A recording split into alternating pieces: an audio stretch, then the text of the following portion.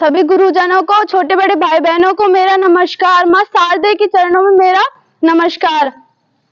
जैसा कि आप सब जानते हैं आज भगत सिंह की जयंती है, तो सबसे पहले मैं आपको उनके बारे में और उनके जीवन के बारे में बता देती हूँ कि भगत सिंह जो थे, भगत सिंह एक क्रांतिकारी थे। उनका एक ग्रुप था जिसमें वो साथ साथ रहते थे। तो उनके ग्रुप में यह शर्त लगाई गई थी कि हमारे देश के लिए बलिदान कौन देगा, हमारे देश के लिए बलिदान कौन देगा। उस समय हमारे प्यारे भगत सिंह को यह मौका मिला कि वो हमारे देश के लिए बलिदान हो सके, कि माता के लिए अपनी कुर्बानी दे सके। तो हमारे प्यारे भगत सिंह के बारे में इतनी सारी बातें अगर मैं आपको बताना स्टार्ट करूं तो शायद छुट्टी हो जाएगी, इसलिए कम समय होते हुए मैं आपको कम ही बातें बताऊंगी। तो आपने जलियांवाला बाग हत्याकांड के बारे में सब सुना होगा और पढ़ा भी होगा। तो उस समय वैशाखी का दिन था, उत्सव का दिन था, लेकिन हमारे अंग्रेजों ने हमारे इस उत्सव के दिन को मातम में बदल डाला, क्योंकि इस दिन कई हजारों व्यक्तियों की मौत हो गई थी। तो उस समय हमारे प्यारे भगत सिंह सिर्फ 12 वर्ष की उम्र के थे।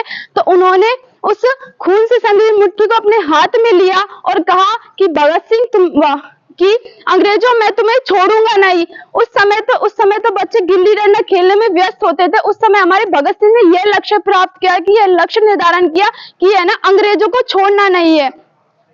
एक दिन हमारे प्यारे भगत सिंह अपने बगीचे में बंदूक दबा रहे थे, तो उसके बाबू आते हैं, कहते हैं कि बेटा भगत ये तुम क्या कर रहे हो। तो उसने कहा कि बापू बंदूकें दबा रहा हूं ताकि इतनी गोलियां आए कि अंग्रेजों का नाम ही साफ हो जाए।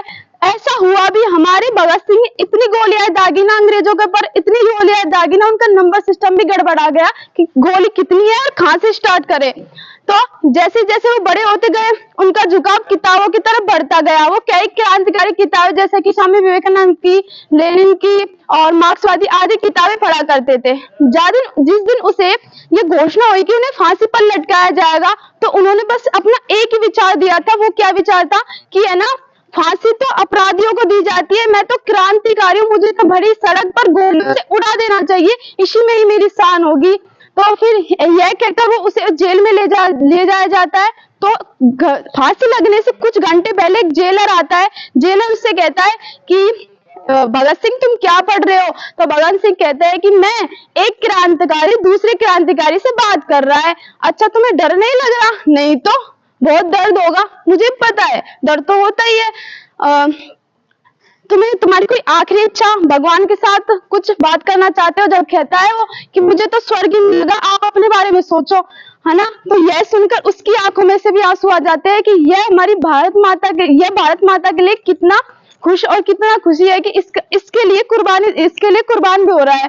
तो उससे कहता है कि माता पिता के लिए कोई संदेश भिजवाना है। तो उसने कहा कि एक संदेश अपनी माँ को भिजवाना चाहता हूँ कि वो जब मुझे फांसी पर लटकाया जाए तो उनकी आंखों में अश्रु ना हो, ताकि लोग कहे कि एक क्रांतिकारी माँ अपने क्रांतिकारी बेटे को फांसी पर अपनी दूसरी माँ के लिए बलिदान देने के लिए कह रही है।